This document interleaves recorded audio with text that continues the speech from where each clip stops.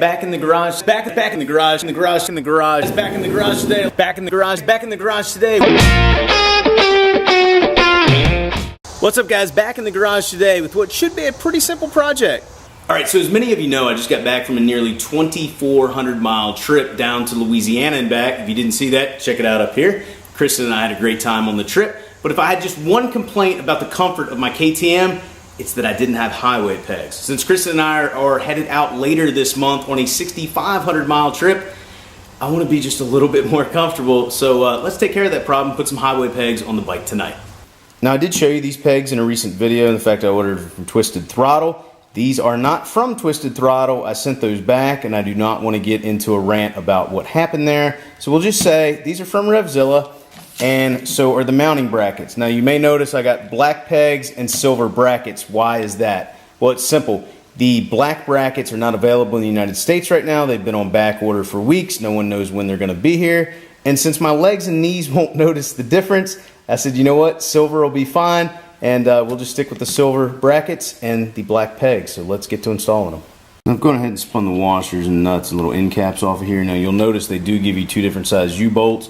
That just comes down to what size crash bars you're mounting them on. I believe mine's going to use the smaller of the two. Now with the peg itself, all you're going to do is pop off this little end cap. If it's not loose, you can just hit it with a screwdriver, and you'll see inside of there is an Allen screw or bolt with a washer on it. So I'll show you how this hooks up.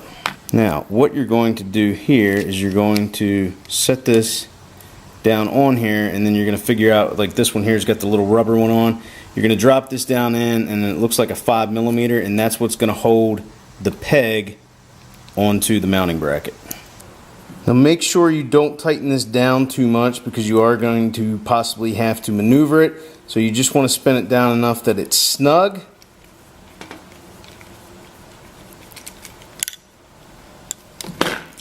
But so you can still turn it. Now I know exactly where I want mine to be, so I am going to go ahead and snug it down because I've already test fitted the other side. And chances are, if you're using these same exact ones, you're going to want this rubber piece right in line with this pivot point.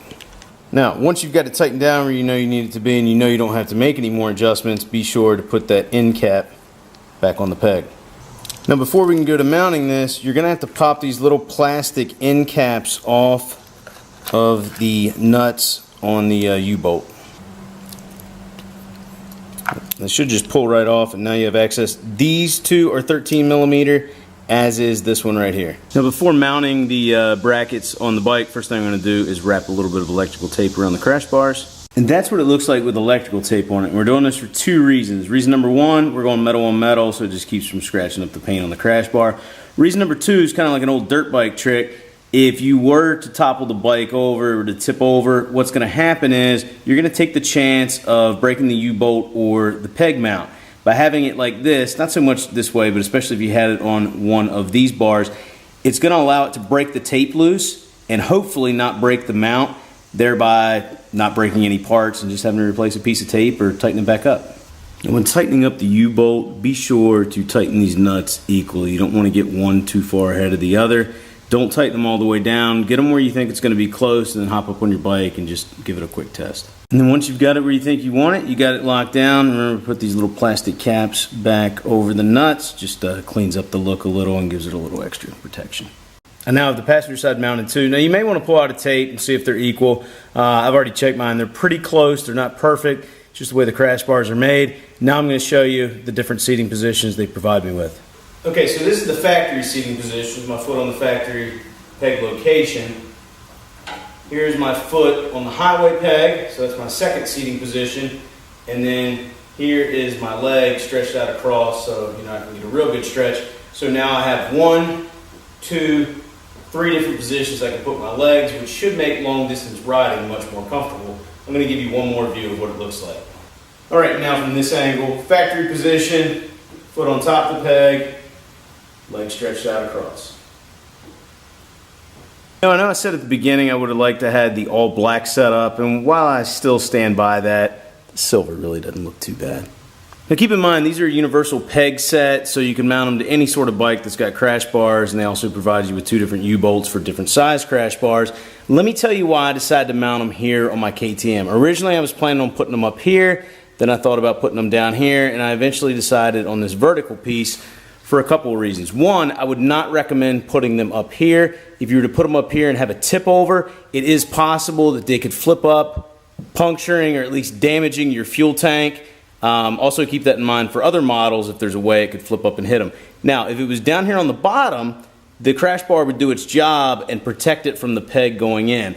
By being here on the side, it can't rotate because of the way it's positioned. I also like that I can push down as much as I want on this, and I don't have to worry about the U-bar or the U-bolt rotating because it's on the vertical and it's not on a horizontal. So those are my thoughts on it. You know, put it wherever it's comfortable for you, but just keep that in mind that if you put it on this upper bar, there is the chance that you could puncture your tank. All right, so overall, I'm pretty impressed with the quality of the MFW pegs and brackets. Again, it would have been nice to have the black ones, but no big deal. At least I have highway pegs this time. Don't expect a full review anytime soon. We are leaving later this month on the really big trip of the year.